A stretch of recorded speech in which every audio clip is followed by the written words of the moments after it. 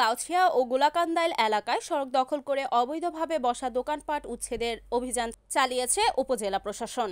এ সময় ৬টি অবৈধ দোকানদারকে আটক করে বিভিন্ন মেয়াদে সাজা প্রদান করা হয়। শুক্রবার বিকালে উপজেলা নির্বাহী কর্মকর্তা সাইফুল ইসলামের নেতৃত্বে এ অভিযান চালানো হয়। এ সময় উপস্থিত ছিলেন রূপগঞ্জ উপজেলা সহকারী কমিশনার তারিকুল আলম সহ বিপুল সংখ্যক আইনশৃঙ্খলা বাহিনীর সদস্যরা। রূপগঞ্জ উপজেলা নির্বাহী কর্মকর্তা সাইফুল ইসলাম বলেন, ঢাকা সিলেট মহাসড়ক একটি ব্যস্ততম সড়ক। এই সড়ক দিয়ে 12টি জেলার মানুষ আসা যাওয়া করে। দীর্ঘদিন ধরে এই সড়কে ভুলতা, গাউছিয়া ও গোলাকান্দাইল এলাকার মহাসড়ক দখল করে কিছু ব্যবসায়ী অবৈধভাবে ভাসমান দোকান বসিয়ে ব্যবসা করে আসছে।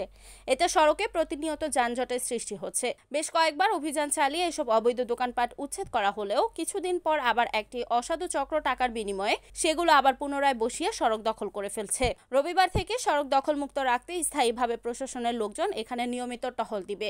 এছাড়া সড়ক দখলমুক্ত রাখতে তাদের এই অভিযান অব্যাহত থাকবে বলে তিনি আরো জানান। আমরা একটা পার্মানেন্ট সলিউশনে পৌঁছেছি।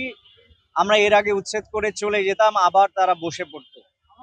আমাদের আগামী রবিবার সকাল থেকে আমাদের টোটাল 24 জন আনসার স্থায়ীভাবে এখানে নিয়োগ দেওয়া হচ্ছে। রবিবার সকাল থেকে বসবে। তো আমাদের আজকে থেকে রবিবার পর্যন্ত কন্টিনিউয়াসলি এই উচ্ছেদ অভিযানটি চলবে। এবং আপনারা জানেন যে ঢাকা সিলেটের এই অংশটি সবচেয়ে গুরুত্বপূর্ণ। আমাদের প্রায় 12টি জেলার গাড়িগুলো কিন্তু এই পথেই যাতায়াত করে, কিন্তু তারা এখানে এসে থমকে যায়। বিশেষ করে আমাদের এখানে যারা ক্ষুদ্র ব্যবসায়ী রয়েছেন তাদের প্রতি আমাদের ভালোবাসা আছে, আন্তরিকতা আছে, বাট দেশের অর্থনীতিকে ঝুঁকির মধ্যে ফেলে তারা কিন্তু এই ব্যবসাটি এখানে পরিচালনা করতে পারবেন না। আমরা পার্মানেন্ট সলিউশনে যাচ্ছি। আজকে আমরা 6 জনকে অ্যারেস্ট করেছি এবং আগামীকাল থেকে আর কোনো ঘোষণা দিব না। আমরা র্যান্ডমলি আসব এবং অ্যারেস্ট করে নিয়ে যাব। এই রাস্তাতে কোনোভাবেই আর আমরা এই হকারকে বসতে দিব না।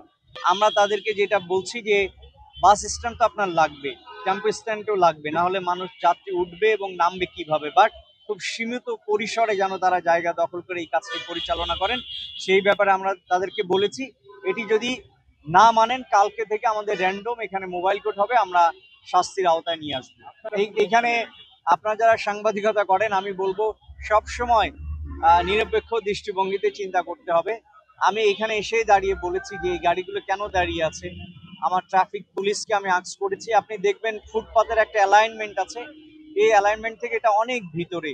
এখানে মূলত রাখাই হয়েছে স্ট্যান্ড হিসেবে, যে গাড়িগুলো এখানে এসে থেমে থাকবে, যাত্রীকে নামাবে, উঠাবে, একই সাথে অ্যাম্বুলেন্স যেগুলো আছে তারাও এসে আসবে।